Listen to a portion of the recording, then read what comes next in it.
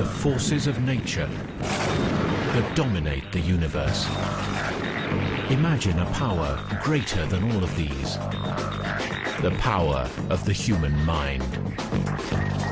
A power that could move objects through space, interact with computers, control the fall of the dice. Is this scientific possibility or just a dream? Enter the fifth dimension and find out if there is such a thing as mind over matter.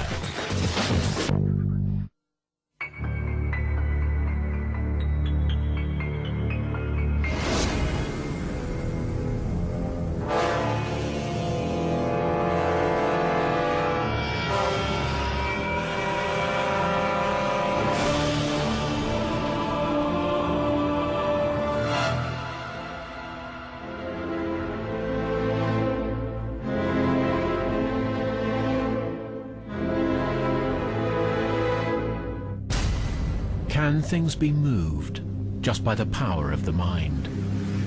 Seeing a table move actually scared the hell out of me. It's clear that we were not lifting it with our fingers touching the tabletop very lightly. And this went on for about 3 hours in broad daylight.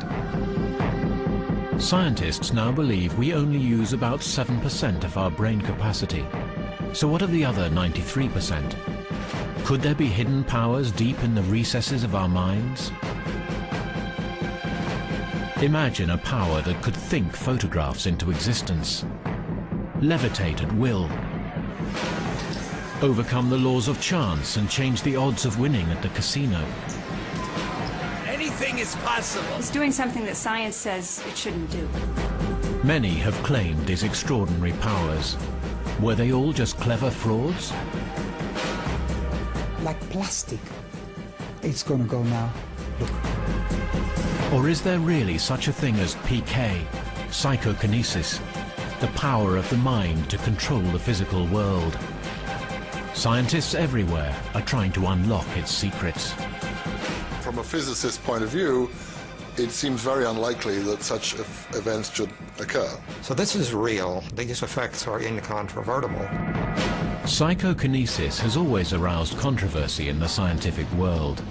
It seems to contradict the fundamental laws of physics. The cold light of science has exposed many myths, but not this one.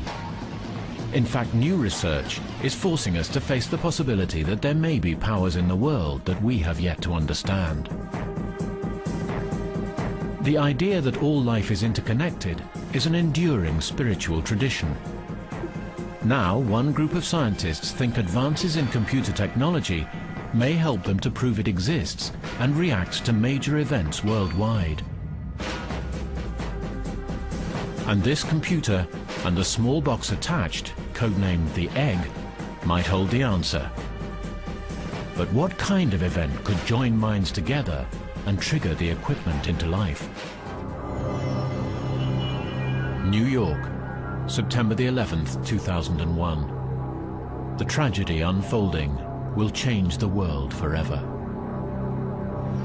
50 kilometers away at Princeton University, the gauges of Dr. Roger Nelson's EGG machine are going berserk.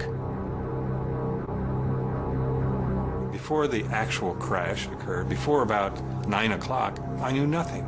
I was happy-go-lucky. I was writing letters how the world was peaceful, right? Well, the world was not peaceful, and already the data, before I knew anything about it, the data were changing. For 5 years, Roger Nelson has been running the Global Consciousness Project. He collects data from what are called random event generators. 75 standalone computers have been set up around the world. They produce continuous random combinations of numbers that are sent back to Princeton. Nelson monitors the machines, looking for any unusual deviations in the data. The aim is to see if human responses to world events can influence their output. Anyone who works closely with machines knows how temperamental they can be. But how can remote computers without operators interact with human minds? Nelson admits he doesn't know how it happens, but he's certain it takes place. September the 11th is his best example. His data went off the scale. His work is the electronic equivalent of tossing a coin. A true coin has a 50-50 probability of being heads or tails, and you can't predict it if it's thrown properly. So electronic random number generators do that properly. They flip coins, so to speak, high speed, produce a lot of ones and zeros or a lot of heads and tails, and you cannot predict the sequence at all. Nelson's machines are as close to pure chance as it's possible to get, so a regular pattern should be very unusual. So when they do show up, the team is convinced that something very extraordinary is happening. Dean Radin from the Institute of Noetic Science worked with the project. He also believes that global consciousness must exist. He set up the network of eggs around the globe and thinks they hold the key to unlocking this mystery. They called it originally the EGG, for electrogaiagram, which is an analogy to electroencephalogram, the EEG. In other words, we want a bunch of sensors around the brain of the planet to see if we can find patterns in exactly the same way that we look at patterns that go on in the brain. On the morning of September the 11th, 2001, as the American Airlines flight left Logan International Airport, the computers appeared to do something extraordinary.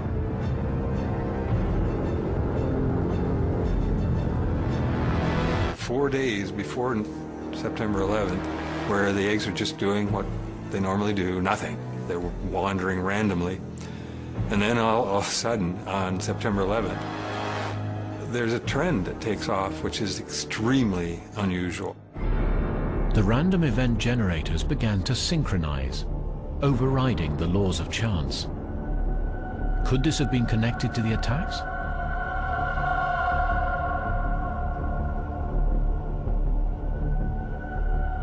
We have now 5 years of data, and on 2 or 3 of the measures, this 9/11 outcome is unique. There's nothing else like it in the database. News of the catastrophe flashed round the world, and the world stood in shock. Could this surge of emotion explain the mysterious data? Nelson is sure it does. Human consciousness interacts with the physical world in the form of a random event generator in such ways to change the output. In San Francisco, California, is the Cognitive Science Laboratory, set up to assess scientists working in unusual fields. James Spottiswoode is professor of physics there. What does he make of Nelson's theory? The hypothesis of the Global Consciousness Project that the consciousness of the world's human beings has an impact upon random number generators has a big problem in its definition. We don't know really how to define what conscious state 6 billion people are in, and to what extent the 6 billion different people have a consciousness or a conscious state that is in sync with each other. These are not measurable quantities. Nelson's conclusions are based on meticulous statistical analysis. But statistics are not always the whole story. One of the problems is that you can always find improbable things in random data if you just do enough kind of different tests, consider enough different time periods, different statistics. Some of them will pop out as being quite unlikely.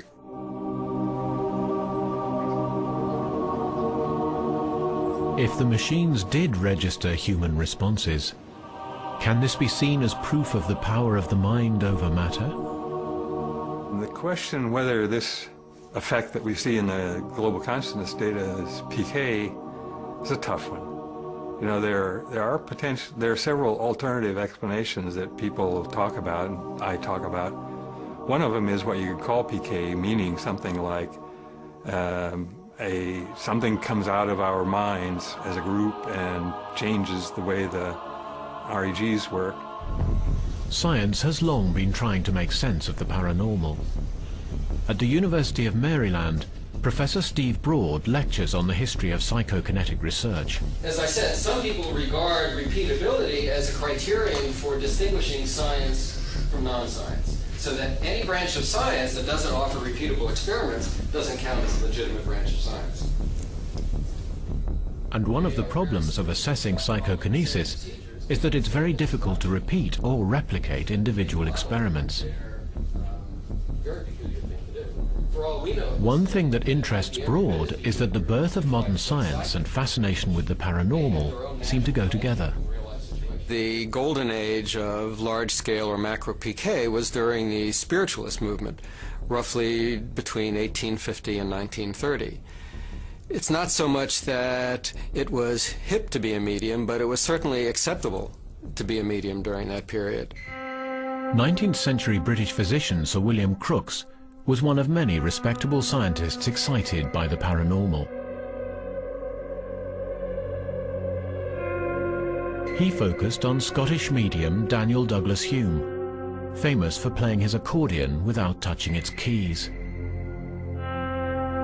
For one test, the instrument was isolated in a cage, but somehow it just kept on playing.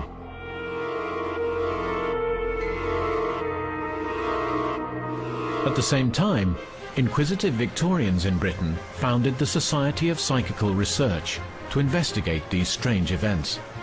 It's still going strong. Its president, Professor James Poynton, has taken a special interest in Hume's case.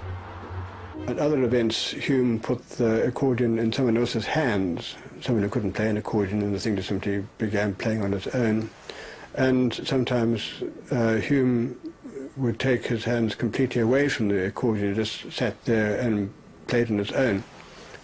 So there was no set accordion that could be said, oh, well, this is a trick accordion, it's got a machine inside and it plays automatically, because that wasn't the case. Eusapia Palladino was an Italian woman living at the same time. She too had apparently extraordinary talents. Countless reports document her ability to make tables glide unsupported through the air. But none of them could explain how she did it. What interests me about the cases of Hume, Palladino, and some of the others during the great heyday of mediumship is that the phenomena can't be so easily explained away. The technology wasn't there to simulate the phenomena, the conditions of observation were too good, and we can't resort simply to cheap explanations in terms of fast hands and diversion techniques. The 19th century observations of levitation and ghostly phenomena by D.D. Hume and others, I think are fundamentally unaccessible. Anecdotal evidence from that far in the past, where one has no ability to control the environment and to understand what the circumstances exactly were that these alleged events occurred under. I suspect that there's nothing much you can do with this data, except to say that something apparently odd may have occurred, but I don't think it's of any use in science. But there are baffling cases modern science has been able to reach. Extraordinary stories of a Russian housewife began to filter through the Iron Curtain in the 60s.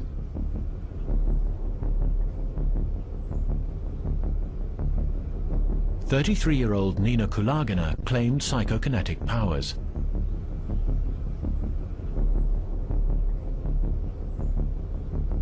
Her husband filmed her first attempts, and scientists have been arguing ever since. Kulagina apparently has the ability to move small objects over relatively small distances with a great deal of psychic effort.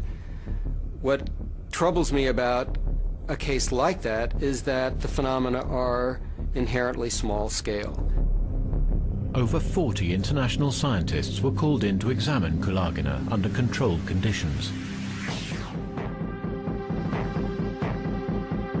They claimed there was no rational explanation for her mysterious powers, but modern scientists are skeptical. French parapsychologist Mario Vavoglis. She was attacked many times by skeptics, Russian and otherwise, but I don't know of any legitimate, good critiques of her work. So if that does not exist, if there are no good critiques, then the phenomena that seem to produce are quite impressive. People who perform these kind of acts are under an enormous physical pressure. The veins of Kulagina were swollen. She started to sweat, and if she was lifting a heavy item, she really had to make an effort to achieve this.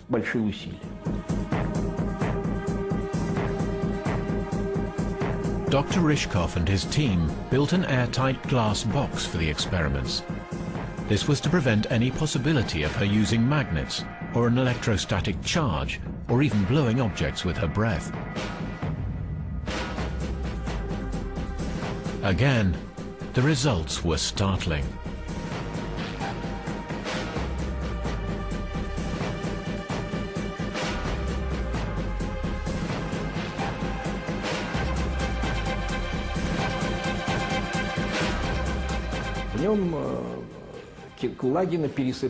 Kulagina could move the matches as if a wind had pushed them. She didn't feel too well that day and did not want to experiment with larger objects. But through the glass box, any form of physical manipulation would have been impossible. Whatever else was happening, it was clear Kulagina was using enormous amounts of energy during the sessions. She lost weight.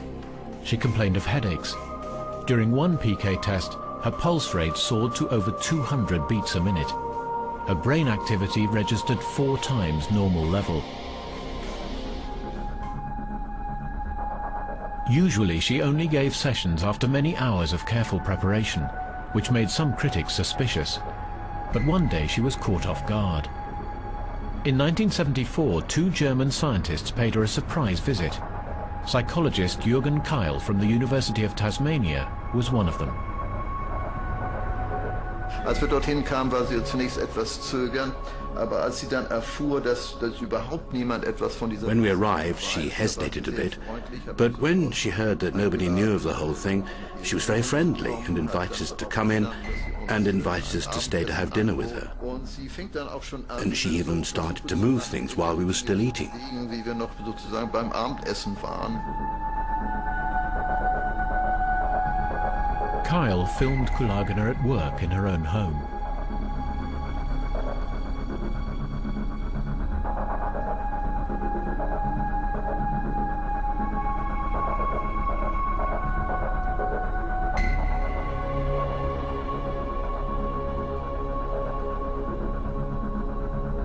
How did she do it? Paranormal strength or just clever trickery? Even now he's not sure. I have to say that this experiment with a table tennis ball was really quite impressive, and I would like to hear from, let's say, a magician about how he would have done it under those circumstances.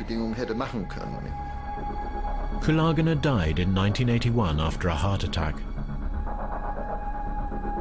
She made one last recording before her death, and for the first time, she failed. Had her psychic powers deserted her?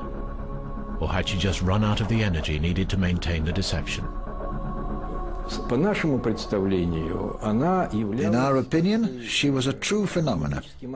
I think these kinds of skills are inherited. This phenomena is a talent that you are born with. You can't learn it.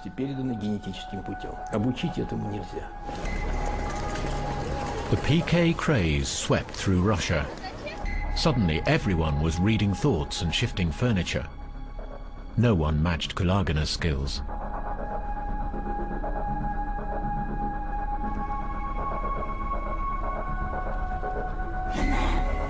The same research team that had assessed her turned their attention to Boris Ermolov. He claimed he could suspend objects in mid-air using only the power of his mind.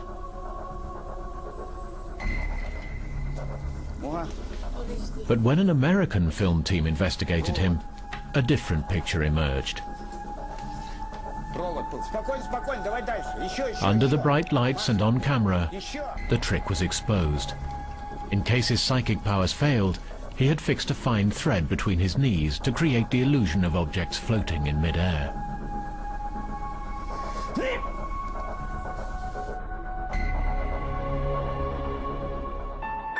America too had its crop of people claiming strange and unusual powers. Ted Serios, the self-styled thoughtographer, was one. His apparent skill was imposing images on film just by thinking about it.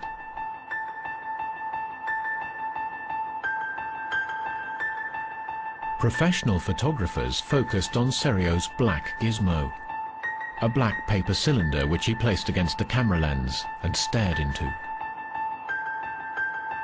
One of the standard myths about Serios is that his anomalous images were all produced through holding a gizmo, which is a rolled up piece of cardboard, in front of the camera, in which allegedly Ted would conceal some sort of transparency that would then be recorded on film. The photographers maintained substituting a prepared transparency could be done easily, and the result on film would be the same. It's a nonsensical explanation. It doesn't even begin to approach an explanation of the very best cases. For example, there were many cases where Ted wasn't even near the camera, where he held no gizmo whatsoever. Then, in 1974, the most famous PK practitioner of all arrived on stage. Uri Geller had always known he was different. The first time that I realized that I had something very strange, maybe even unique, was when I was 4 years old. And I was simply eating soup in my mother's kitchen in Tel Aviv, where I grew up. And suddenly, as I lifted the spoon towards my mouth, it actually started bending and it broke in half. Ist keine Maschine, die anläuft. Kann nicht garantieren, das geht in On German television, he demonstrated for the first time his unique ability for making solid objects bend under the touch of his hand. An vielen privaten Experimenten feststellen können, aber die Kräfte sind nicht einfach abrufbar. Yes, you feel it? When I realized that I can bewilder and astonish and amaze and shock people with my abilities, I realized that I can make money with it. Please, please. Yeah, oh, yes, it's going slowly, slowly.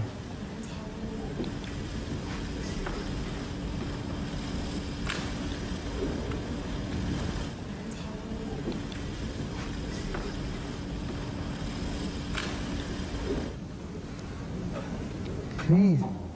It's like there.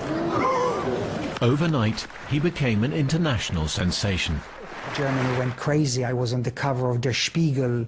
I was on the cover of, gosh, probably Stern and Bunte, Herzu, you name it. Bild Zeitung ran a series with me. I went and bent the ring of the mayor in Munich. I stopped the cable car going up on the mountain. And I was every day front page story in Bild Zeitung. And then the same happened in every country around the world. Audiences loved him, but scientists were already arguing about how the trick was done. I'm too tight up. And there was also the so-called Geller effect. People reported that while watching his TV shows, bizarre things happened in their homes. Spoons bent, clocks stopped, keys broke in the locks. Remote control? For Geller, it was an exhausting roller coaster ride. Yes, I was earning a lot of money, and that's what I did. But then, one day, suddenly it hit me back, and I couldn't handle it anymore, and I was blown apart. I became addicted to bulimia, and I was killing myself. I was depressed. I had panic attacks. I had anxiety attacks. Would you welcome, please, Uri Geller. An appearance on the Johnny Carson show through Geller. Expecting to be interviewed, he was unexpectedly confronted with a collection of objects. Nice to see you. Thanks. We have only met... This scares me. This scares you? Well, this is we just got some things together here. All right. You know, I'm surprised because before this program, your producer came and he read me at least 40 questions you're going to ask me. Well, I can ask you all kinds of questions if you'd like me to ask you questions. I have to have time, and you don't feel what, strong tonight? I don't feel strong. It's not all tonight. Right now, I'm feeling being pressed, and then I can't. Well, I'm not trying to press you. I really not. No, you're only telling me, well, will you try that or that or that? Well, I thought that was the idea of of, no, I'm not trying to push you down. Part of the problem is that it's such an uncontrolled situation that you have a person manipulating a piece of metal back and forth for many minutes. You can't measure easily what's going on in the metal while they're doing it. So you're separated from the, as a physicist, you're separated from measuring the event very easily. The skill of a magician is to create illusions. And if we know how it was done every time, the magic would be lost forever.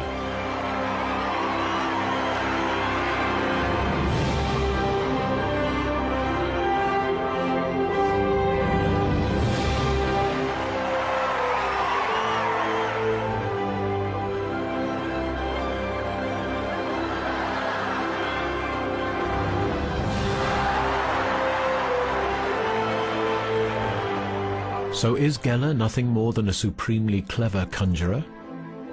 Today he lives quietly in a large house outside London. He didn't make his fortune bending spoons, but from dowsing for oil. Scientists are still interested in how he achieved his most famous effect. One who studied his work closely is physicist Freibert Karger. Durch die Untersuchungen, die ich mit Uri I can say that through the research I did with Uri Geller, what I discovered could not be explained through any kind of physical interference with the objects. I looked at various things, such as the possibility of manipulating the objects, but this did not appear to take place. There had to be another explanation.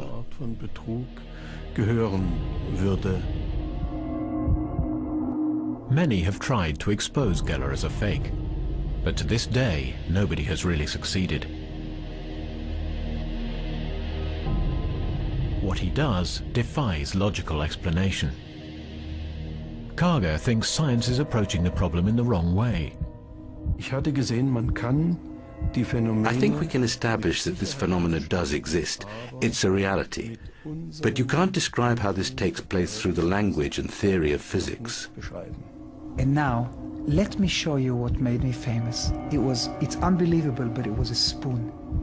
And this is what I did. What happens here is it becomes almost like, yes, you see, look, the handle is becoming soft, almost like plastic, because the metal is being changed. The molecular structure, see, it's very soft, it's like plastic. It's going to go now. Look. I think it's most important that people research such phenomena and then try to find a model in the physics that fits to the phenomena. In der Physik zu finden, das auf diese Phänomene passt. The first scientific attempt to create a different model came from an unexpected quarter, the world of gambling. Every year, millions of people try their luck and live their dreams in the halls of Las Vegas's casinos. There are fortunes to be made and lost, and strict security ensures there's no chance of cheating.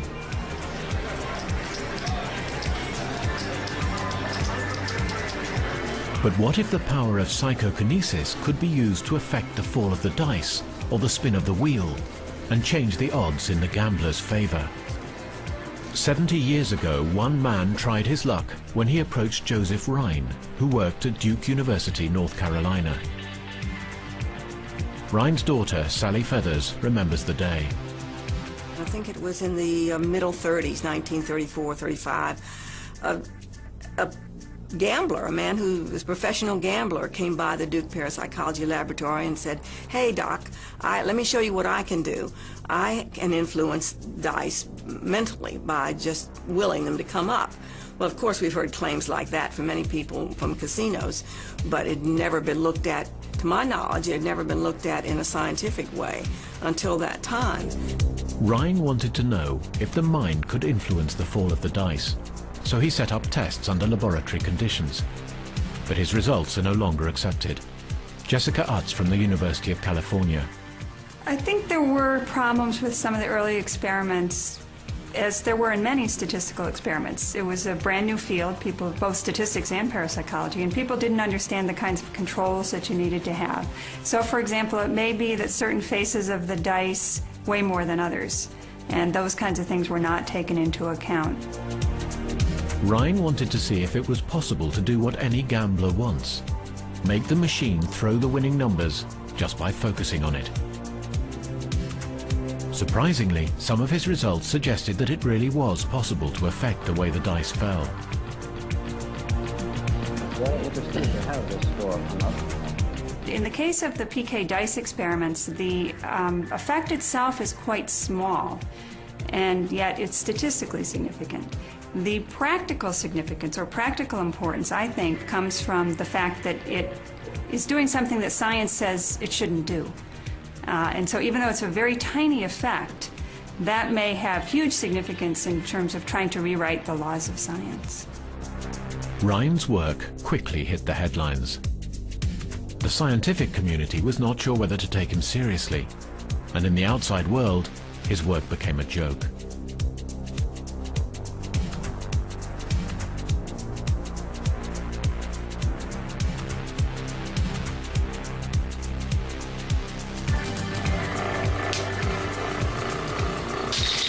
However, one scientist believed Rhine was onto something.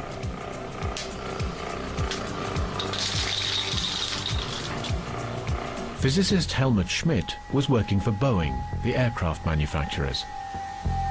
Rhine himself did dice experiments, and it seemed just sensible to me to repeat these in a more respectable setting, if you like, by using electronic devices. So Schmidt developed an early random event generator. So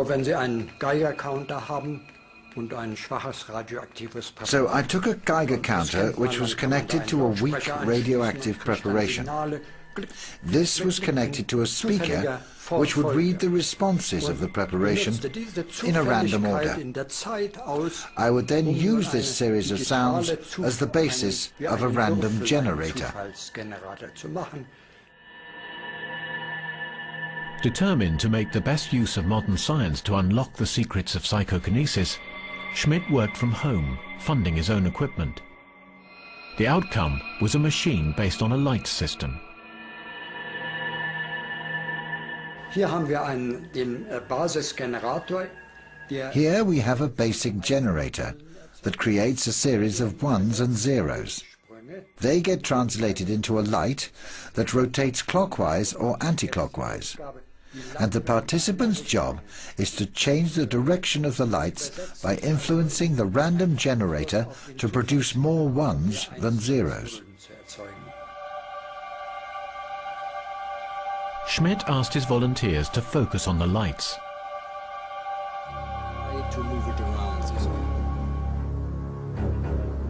Then he told them to try and change their direction just through the power of thought.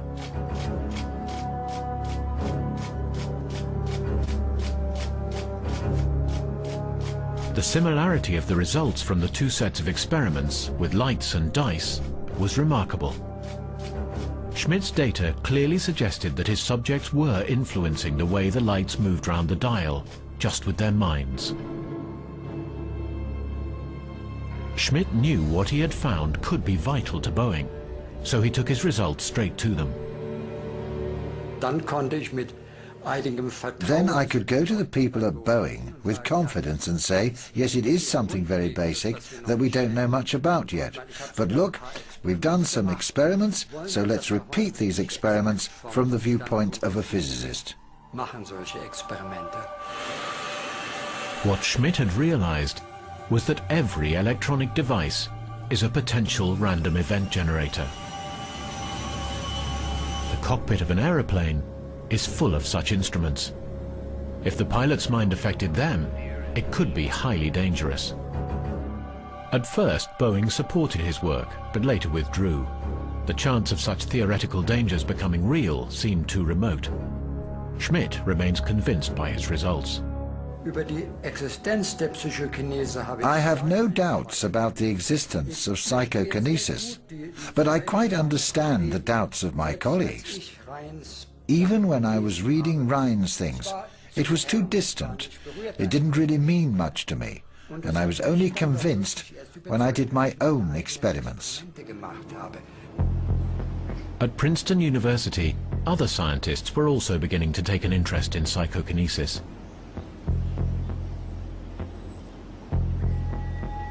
In 1979, the engineering faculty set up the PEAR Institute, headed up by Professor Robert Jahn. The word PEAR is an acronym, P-E-A-R, P for Princeton, E for engineering, A for anomalies, R for research. So we are a laboratory in an academic environment that is attempting to study the engineering aspects of anomalous mind-correlated phenomena. Once again, it was an aircraft manufacturing company that was interested in these strange forces. The first major supporter of the program was James S. McDonnell, the patriarch of the McDonnell Douglas Aerospace Corporation. The company had recently experienced a series of mysterious fatal crashes. They needed to find explanations. Could PK be the cause? His statement to me was that he could not in good conscience put a young man in the cockpit of an F-18 and be totally confident that in times of stress, in combat or other emergency situation, that all of the equipment that was controlling the airplane was not somehow being disturbed by the emotional state of the crew. After James McDonnell died, the company withdrew support for PEAR, but the scientists continue to try and produce a scientific understanding of PK behavior. They study events that happen too often just to be coincidence, but have no apparent cause. Can science produce a model to deal with this? Brenda Dunn from the PEAR Institute explains. All of the experiments, regardless of their physical nature, have this random element, and all of the protocols involve having the operator trying to influence, to affect this random process, to shift the output one way or another. The Institute does all kinds of experiments. The results often exceed anything expected by chance. Here, the subject is trying to influence the rhythm of the drum. It's slow work. After 25 years of research, Dunn is just starting to draw some conclusions. In our efforts to model these phenomena, we have postulated that the actual effect does not come out of the conscious, cognitive part of the mind, but out of the unconscious, out of some much more fundamental subconscious or unconscious part. This is a real breakthrough. For a long time, psychokinesis has been believed to be the product of conscious thought. In this test, for example, the subject is attempting to influence the height of the water stream just through the power of her concentration. But the idea that the answer might lie in the subconscious mind opens up new and exciting avenues of research. In the 21st century, it's robots that are pushing the boundaries, as French psychologist René Payoc explains. The participant lies in bed and we wait until he is asleep.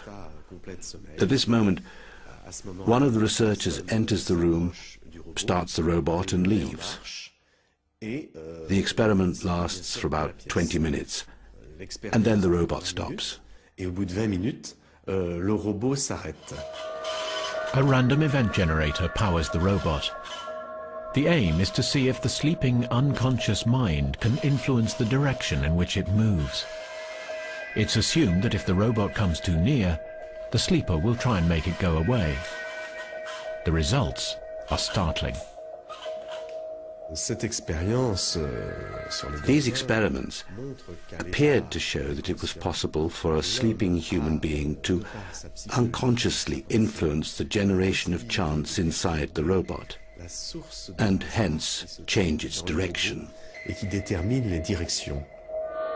Payok's recordings show the path the robot takes, and it seems to show that when the robot gets too close for the sleeper's comfort, it moves away in a defined direction.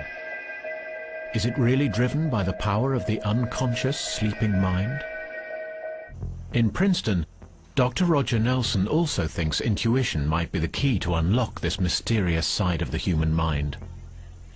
15 years ago, he started to wonder if collective human emotions experienced in a group could influence the output of random event generators. We started doing a series of experiments which we called field REG, field rig experiments, and went to conventions and concerts and operas, and what we found is that places where there was a kind of coherence and resonance in the group, there the REGs would deviate from their normal behavior or from the expected behavior. In other words, the REGs, field REGs, could see, so to speak, that group consciousness. Were the machines really registering human emotions? What we're trying to look at in these field experiments is the coalescence of a group consciousness. We're trying to look at resonance, kind of a pure resonance where among people, which we believe may extend to our machine as well.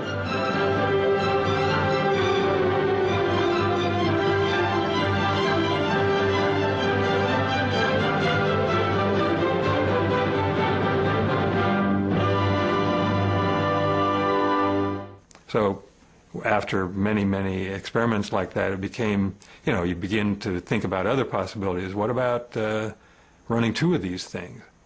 What if we take a look at something that's happening on television, like the Oscars or the O.J. Simpson trial, and take data from something running in Europe, take data from another one running in the States, and combine those?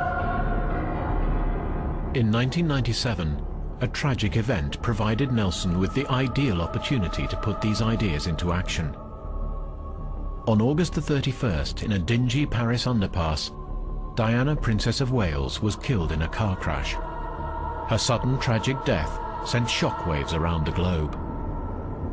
Diana was killed, and that was, as you know, as everybody remembers, it was a point of focus for really large numbers of people. And I again organized a group data collection on the day of the funeral, and we had, I think, 12 or maybe it was 14 REGs in Europe and the United States, and all of those data were combined, and we got a large effect. In the wake of Diana's death, public grieving hit unprecedented levels. Were these intense emotional responses powerful enough to influence physical matter? For Nelson, this surge in global consciousness opened up a whole new avenue in his research.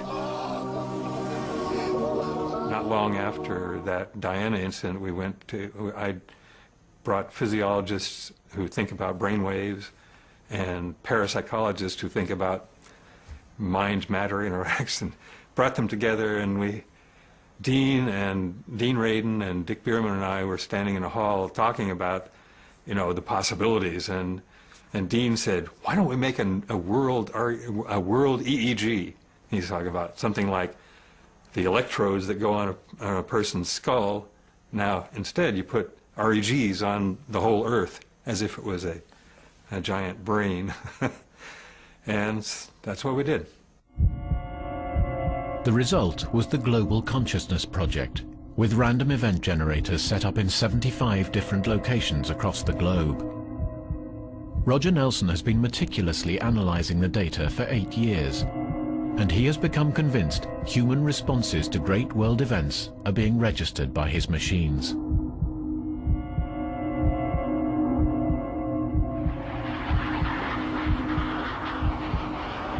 (1999), and war is raging in the Balkans. In February, NATO starts to bomb Yugoslavia. As with September the 11th, REGs around the world synchronized their responses to this critical event. This shows 3 hours before the bombing, which you can see is just wandering level, no interesting stuff happening.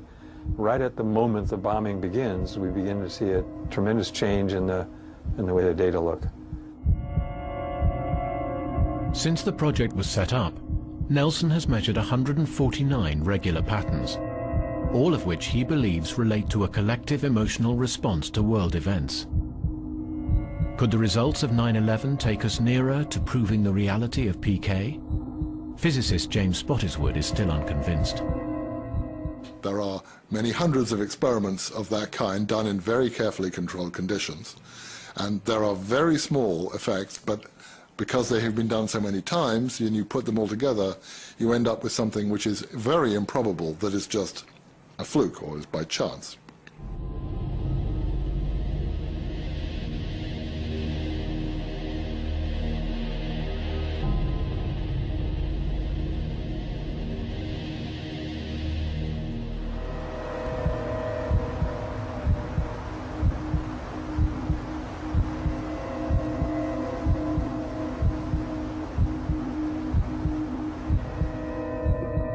Do I think that there is evidence that PK exists? I would have to give a guarded no. The central problem with research into psychokinesis of random number generators is that the effects are very, very small. So one needs a large number of trials occupying many, many hundreds of hours to get enough of an effect to be able to test whether other kinds of external factors in the experiment may be having an effect on them. PK literally means psychokinesis. It means moving something with your mind, and it's probably misleading. At least now, if you stay with the data, you can say, we've got a correlation, and it's a very interesting one. Big event happens in the world, big changes happen in the data. Just exactly why and how remains to be learned. So far, Nelson's experiments only measure responses to events. They may even show that the joining of many minds is strong enough to be measured. Many scientists remain skeptical, but if it could be proved, the fundamental laws of the known universe would be blown apart. But what if that power could be used to control events before they happen? Not just to respond, but to decide the future. It's a dream some fear. The grim truth, it seems to me, is that if we can make the world a better place with our psychic abilities, we can also do harm with our psychic abilities. And the real lesson then may be that we just need to work on our own self-control.